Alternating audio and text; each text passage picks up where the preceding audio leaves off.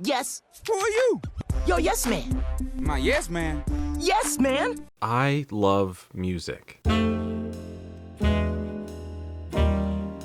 That's the most generic thing someone can say, but it's true. A lot of cartoons growing up help introduce me to new genres of music or artists that I still listen to today. Sometimes it helps expand my knowledge of an artist, giving me the interest to dig deeper into their discography.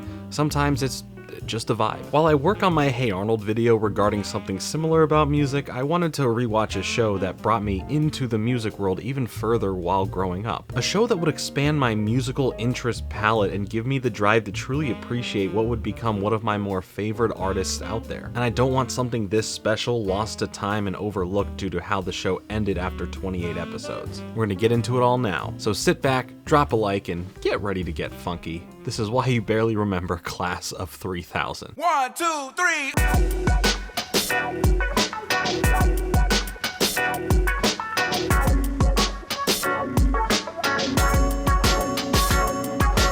The 2000s were a time, for many entertainment companies, of creative growth and experimentation, especially in the world of cartoons. Animation companies were clamoring for the next unique venture, for original ideas that broke away from the traditional formulaic plot concepts and art styles that the public had grown used to, resulting in the time being a treasure trove of cleverly original and often strange shows that lasted for maybe a season before fizzling out, leaving nothing behind but a faint memory on your childhood. The musically imbued animated show Class of 3000 was one of those strange, quirky shows that came out during this era. Seemingly out of nowhere, ran for a tragically short amount of time and disappeared amongst the overwhelming sea of content that was being produced by these companies. It was a show amongst dozen that, by that justification, should have barely made a blink on most of our childhoods. But something about Class of 3000 sticks with you though. Whether that be the music, or the visuals, or the concept, or the care that you can tell that was put into the show even years later, you can feel its influence. Class of 3000 was a Cartoon Network original series that aired between November of 2006 and May of 2008. The series follows jazz and blues superstar Sonny Bridges, voiced by Andre 3000, as he, disillusioned to the music industry, returns to his old neighborhood in Atlanta, Georgia to retire from music. This retirement is short-lived though, when Lil D, a Sonny Bridges superfan and music student at Wesley School of the Performing Arts, convinces Sonny to return to music by becoming the school's new music teacher. And during the span of the show's 28 episodes, Sonny helps Wesley's 7 music students grow both creatively and as people while rediscovering his own love for music. The show was created by veteran producer Thomas W. Lynch and Andre 3000, and this was the last Cartoon Network series to be greenlit by Cartoon Network VP of Programming Mike Lazo before he transitioned over to Adult Swim. Each episode involved the kids of Sonny Bridges' class being faced with a strange and wacky situation that the kids, more often than not, created themselves. The situation would always be neatly tied up by the end of the 22-minute episode through the learning of a life lesson and, more importantly, an original song written by Andre 3000.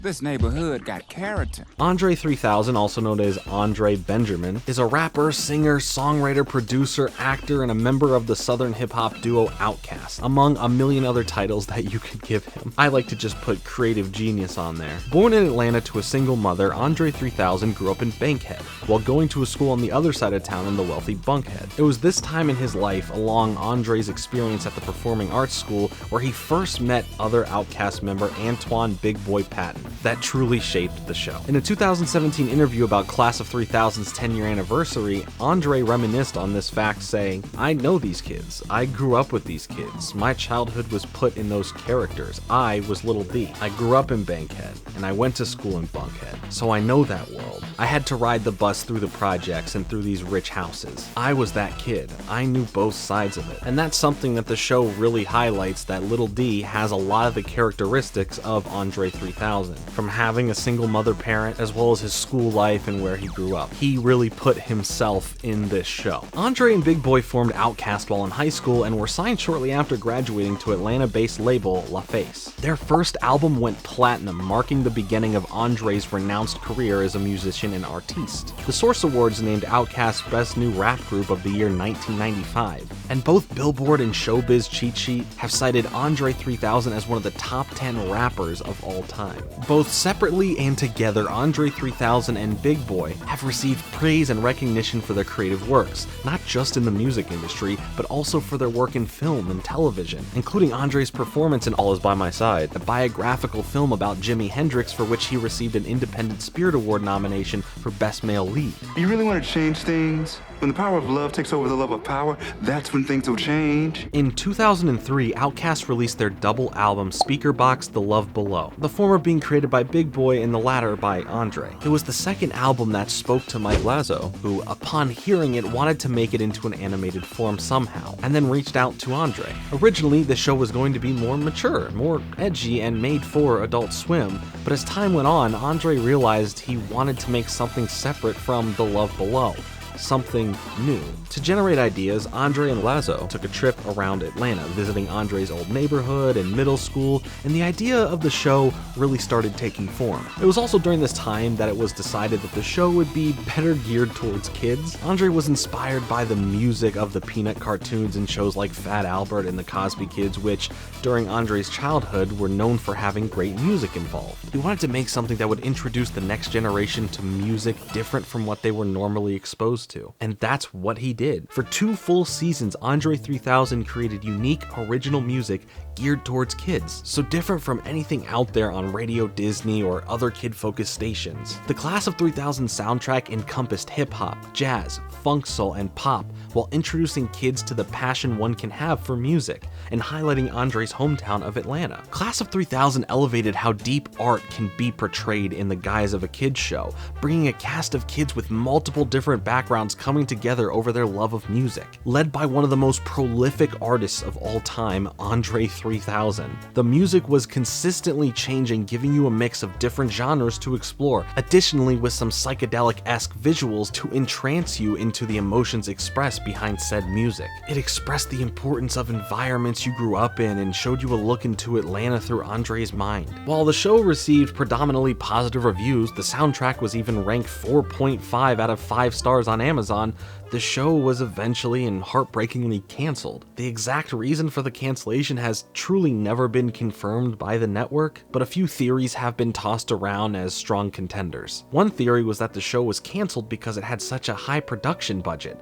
The need to write and record an original song for each episode, along with the unique art style of the show, added up, making it more expensive to produce than a lot of other shows. Another theory was because of the lawsuit. Yes, lawsuit. According to the Boston Herald in 2008, former art student Timothy McGee filed for plagiarism, breach of contract, and misappropriation of trade secrets against Cartoon Network for the show. McGee claimed that in 1997 he proposed a similar show to, at the time, VP of Operations for Cartoon Network, Mike Lazo, called The Music Factory of the 90s. U.S. District Judge Douglas Woodlock dismissed the case in Boston, on the grounds that the general feel and themes of the two works are so different that no ordinary observer would consider them sustainably similar. Along with that, Judge Woodlock stated that the mood and tone of the series are very different. Class of 3000 is a children's cartoon that is fast-paced, whimsical, and laden with traditional cartoon slapstick comedy. By contrast, Music Factory is aimed at an adult audience, serious in tone and not intentionally made to be comedic. Moreover, Class of 3000 is full of fantasy and magic, whereas Music Factory is grounded in reality. Despite the lawsuit being dismissed, Cartoon Network moved forward with canceling the show and removed all reference to it existing, excluding a small 2019 cameo of Sunny in the final episode of OKKO Let's Be Heroes. Whether it was the lawsuit that finally convinced Cartoon Network to pull the plug, or simply the fact that Class of 3000 was created in a time of flux for Cartoon Network, where shows like Dexter's Lab and Powerpuff Girls were all being phased out and seemingly already being forgotten, reruns of these shows were not airing anymore,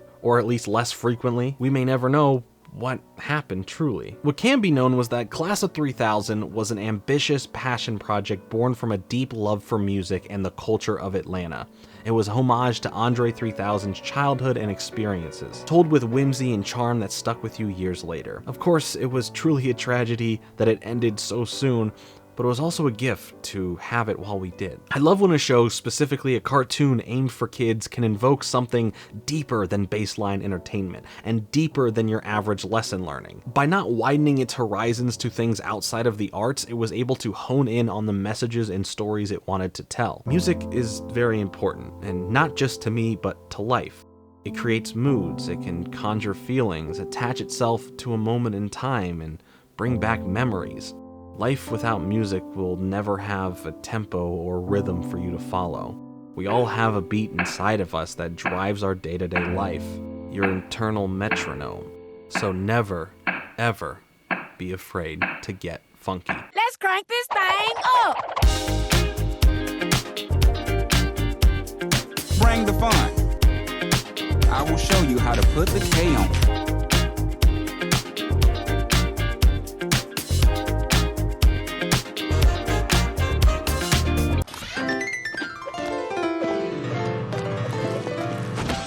I truly hope you enjoyed this video. It was a bit deeper than your average Why You Barely Remember videos I've done in the past, but I had a lot of fun putting this one together. If you couldn't tell, music is deeply rooted into who I am, and since I talk about how this show really helped propel genre exploration and music appreciation for me, I wanted to share that with you and get your experiences as well. I will soon speak on Hey Arnold, another show that, while great on its own merits, was brought to new heights based on the jazzy undertones. It set a mood like no other show could, but that video is still in the works and I plan to get it done sometime in July, so look out for that. If you enjoyed this video, make sure to leave a like, as it truly helps out the video and I would truly appreciate it. Subscribe to be a part of my journey through movies and television and how these films and shows affected my life from the past and present, as well as your lives. I would love to hear from you guys in the comments and your thoughts on Class of 3000. Did it affect you as much as it did myself? Let me know. And as always, I will see you later this week with another video, but until then, later.